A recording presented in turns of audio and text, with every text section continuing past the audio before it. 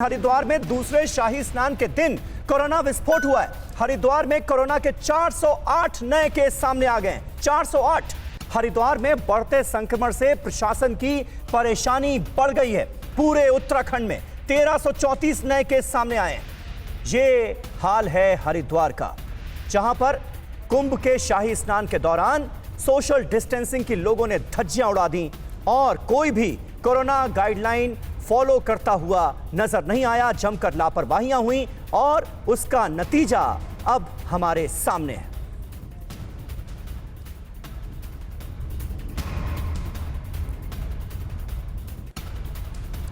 और आपको बता दें, कुंभ में दरअसल दूसरे शाही स्नान में गाइडलाइंस की धज्जियां उड़ाकर रख दी गई। लाखों श्रद्धालुओं ने गंगा में डुबकी लगाई।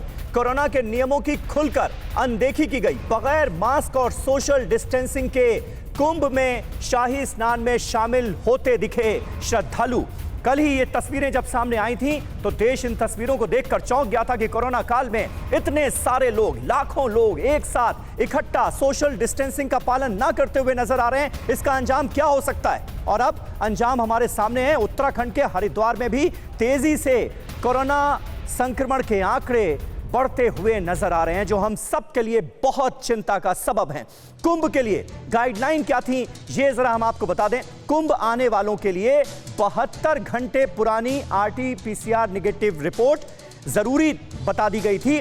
72 घंटे के अंदर अंदर अगर आपने RT-PCR टेस्ट कराया है तो उसकी नेगेटिव रिपोर्ट जरूरी, ये गाइडलाइन में कहा गया था। वैक्सीनेशन हुआ है तो सर्टिफिकेट लाना जरूरी है, यह भी साफ तौर पर कहा गया था। रेलवे स्टेशन और बस अड्डे पर आने वाले यात्रियों की कोरोना जांच होगी, इसके इंतजाम किए गए थे। हालांकि कई जगहों पर यह इंतजाम नाकाफी नजर आए, लेकिन गाइडलाइन के तहत ये सारी बातें कही गई। 65 साल से ज्यादा उम्र के लोगों को स्नान की इजाजत नहीं दी गई थी इस बार, और जिनके पास जांच रिपोर्ट नहीं होगी उन्हें रेलवे स्टेशन से बाहर नहीं निकलने दिया जाएगा। इसके इंतजाम किए गए थे।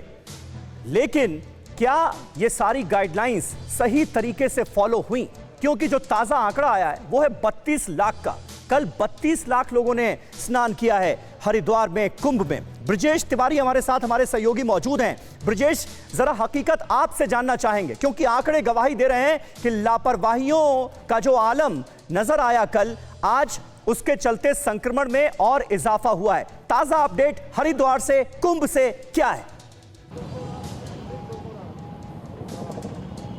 देखिए, अभी भी हालात जस के तस हैं। मैं अभी हर की पैड़ी घाट के ठीक बाहर खड़ा हूं और यहाँ की तस्वीर अगर मैं आपको दिखाऊं तो अभी भी आपको भीड़ दिखाई देगी। लोगों की एक्टिविटी, गतिविधियां यहाँ पे दिख रही हैं। लोग अभी भी लगातार भारी संख्या में जा रहे हैं स्नान करने के लिए। और सबसे बड़ी परेशानी अभी कल आने वाली है, क्योंकि 27,000 लोगों के जो टेस्ट किए गए थे उनमें से ज़्यादातर लोगों की रिपोर्ट नहीं आई है। उनकी रिपोर्ट मुमकिन है कि आज शाम तक आएगी और उसके बाद जो बड़ा आंकड़ा है वो हमें देखने को मिलेगा। जहाँ तक गाइडलाइंस की बात करें समीर, तो गाइडलाइन तो ये भी थी कि बॉर्डर से आप दाखिल होते हैं और वहाँ पे अगर आपके पास RT-PCR टेस्ट नहीं है तो वहाँ आपकी जांच कराई जाएगी और उसके बाद रिपोर्ट आने के बाद ही आपको आगे भेजा जाएगा। लेकिन हमने ये देखा कि वहाँ पे जांच की जा रही थी। जांच करने के बाद तुरंत उनको आगे के लिए रवाना कर दिया जा रहा था, उनको वहाँ पे रोका नहीं जा रहा था। उनमें से भी ज़्यादातर लोग ऐसे हैं जो पॉजिटिव पाए गए हैं। ये तमाम ऐसी शुरुआत से लापरवाहियाँ हुई हैं और उसी लापरवाही का खामियाजा है कि यहाँ पर एक बड़ा बम फूटा है, कोरोना बम। और आने वाले दिनों में, यानी कल, बहुत ज़्यादा लंबी दूरी तक जाने की ज़रूरत नहीं है। महज कल तक, अगले 24 घंटे में भी ये देखने को मिलेगा कि भारी संख्या में लोग यहाँ पर पॉजिटिव पाए जाएंगे। लोग भी हैं, एक दो लोग जिनसे हम बात करेंगे, समझेंगे। आप लोग यहाँ पर आए और अगर कोरोना आप लोग को हो जाता है यहाँ से वापसी जाते वक्त, तो क्या करेंगे फिर? जाती वक्त क्या करेंगे, हमारी कुछ समझ में नहीं आता है, क्योंकि हमारा घर तो यहाँ से बहुत दूर है और हम क्या कर सकते हैं, आप ही बताइए। कुंभ में आना क्या जरूरी था?